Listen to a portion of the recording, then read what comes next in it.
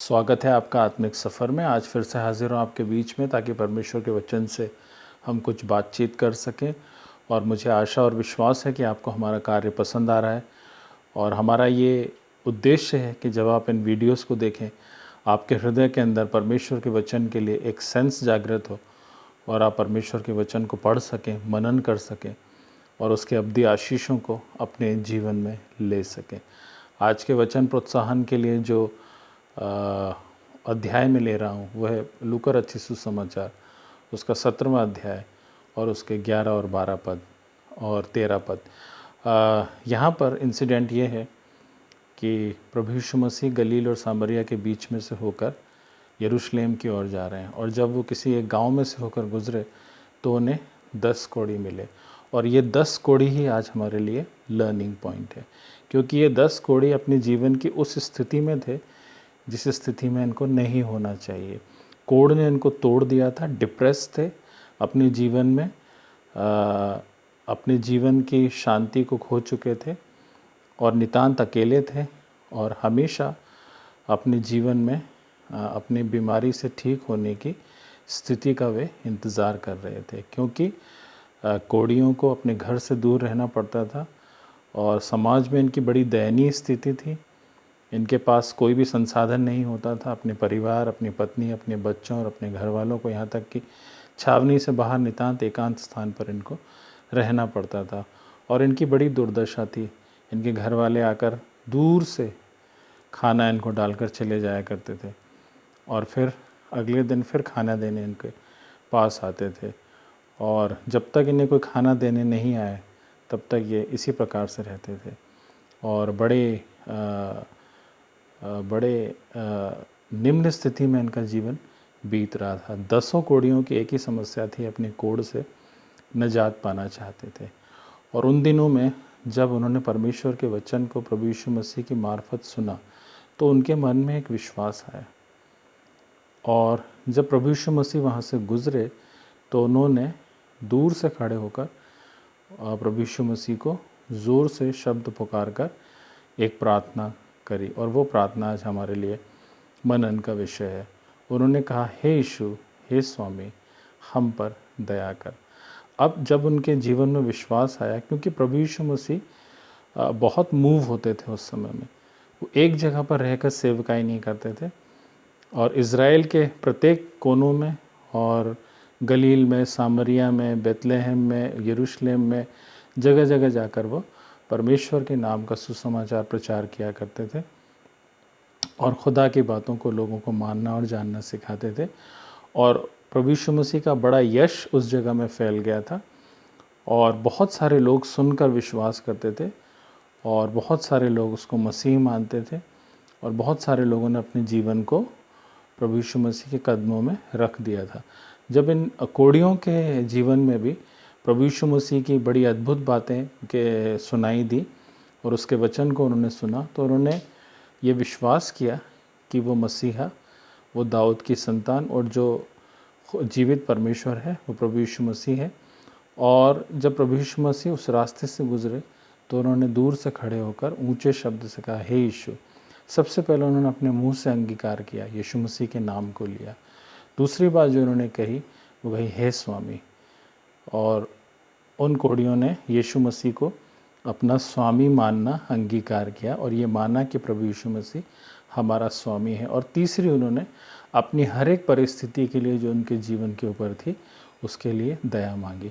हमारे जीवन की संरचना को यदि हम आज देखें तो हमारे अंदर भी एक पाप का रोग लगा हुआ है और हम अपने जीवन में अपनी परेशानियों में, अपने उस पाप की दशा में और उस अवस्था में इतने ज़्यादा बेचैन हैं कि हमें जिस अवस्था में हमारी ओरिजिनल होना चाहिए उस अवस्था में हमारा जीवन नहीं है, क्योंकि हमें भी उद्धार की आवश्यकता है और हमें भी हमारे उस पाप से ठीक होने की आवश्यकता है। हमारी स्थिति भी इन कोढ़ियों की तरह है। जैसे कोढ़ के कारण इनकी स्थिति दयनीय बनी हुई थी, वैसे ही पाप के कारण हमारी स्थिति भी दयनीय बनी हुई है। जिस प्रकार से कोढ़ी अपने घर वालों से दूर थे, वैसे ही हमारे जीवन में हम भी खुदा से दूर हैं, क्योंकि अपवित्रता के कारण हम ईश्वर की महिमा को नहीं देख सकते और अपवित्रता के कारण परमेश्वर हमारे जीवन में नहीं आ सकता और ना हम परमेश्वर के पास जा सकते हैं। हमारे जीवन के लिए प्रभु यीशु मसीह इस दुनिया में आए ताकि पिता से वो हमारा मेल मिलाप कर सकें। और यदि जब हम ऐसी जीवन में ऐसी परिस्थितियों में फंसे हुए हैं तो हमें भी अवश्य है कि हम ऊंचे शब्द से पुकार कर यीशु मसीह का अंगीकार करें और ज़ोर से उसको आवाज़ दें और उसको अपना स्वामी माने और अपना जीवन उसके कदमों के ऊपर सरेंडर कर दें, समर्पण कर दें, ताकि वो हमारा स्वामी बन सके। हम अपने जीवन में कभी कभी बहुत सारी बातों को अपनाते हैं, अच्छे आत्मिक जीवन में जीते हैं, लेकिन कभी हम अपने प्रभु को अपना स्वामी नहीं मानते हैं। बहुत कम ऐसी प्रार्थनाएं आपने करी होंगी अपने जीवन में, करते हैं तो बहुत अच्छी बात है, लेकिन जहाँ पे हम ये बोलते हैं हे यीशु, हे स्वामी, हे स्वामी, is Jesus your real master, हमारी प्रार्थनाओं से भी लगना चाहिए कि प्रभु यीशु मसीह हमारा स्वामी है। हम अपना सब कुछ उससे नहीं मानते। बीमारी है तो चंगा कर दे, शादी नहीं हो रही तो शादी करवा दे, नौकरी नहीं लग रही तो नौकरी लगवा दे। हमारी समस्याओं से रिलेट हम परमेश्वर को करते हैं और उसके अकॉर्डिंग ही हम परमेश्वर से मांगते हैं, लेकिन कभी हमारी आत्मा से आवाज़ नहीं निकलती कि सचमुच में हम अपना जीवन उसको दे दें और वो हमारा स्वामी बन जाए और हम सर्वस्व अपना उसके ऊपर निछावर कर दें, अपनी ज़िंदगी को उसके चरणों में दे दें और जैसा वो चाहे हमको चलाए, जैसा वो चाहे हम बोलें, जैसा वो चाहे हम करें। हम अपने जीवन से प्रभु यीशु मसीह के करीब नहीं जाना चाहते, लेकिन दूर से हाय हेलो के जीवन में हम उसको अपना स्वामी नहीं बना सकते। मेरे प्रिय, ये कोढ़ी दूर ज़रूर थे, लेकिन उन्होंने उस बात को जाना जो आज हमें भी जानने की ज़रूरत है। हम भी पाप के कारण परमेश्वर की महिमा से दूर हैं और परमेश्वर की अद्भुत बातें और उसकी पवित्रता और उसकी सामर्थ हमारे जीवन में तब तक कार्य नहीं कर सकती जब तक हम अपने जीवन में अपनी पुरानी अवस्था में नहीं आ जाएं और अपने पापों से हमें माफ़ी ना मिल जाए और हम प्रभु यीशु मसीह को जब तक अपने जीवन में उद्धारकर्ता ग्रहण नहीं कर लेते और जब तक हम प्रभु के पास अपने जीवन को लेकर के नहीं आ सकते, हम अपनी उसी निम्न अवस्था में बने रहेंगे और हम प्रभु के पास, परमेश्वर के पास कभी भी नहीं आ सकते। ये कोढ़ी भी अपने कोढ़ के कारण अपने परिवार में, अपनी छावनी में, अपने देश में वापस नहीं जा सकते थे जब तक कि इनका कोढ़ इनके जीवन से ना हटे। तीसरी चीज़, उन्होंने अपनी समस्याओं को बहुत ब्रीफली नहीं बताया। उन्होंने बहुत सारी बातें परमेश्वर के, प्रभु यीशु मसीह के आगे नहीं बोली। उन्होंने एक बात बोली, हम पर दया कर। आज हमारी प्रार्थना क्या है?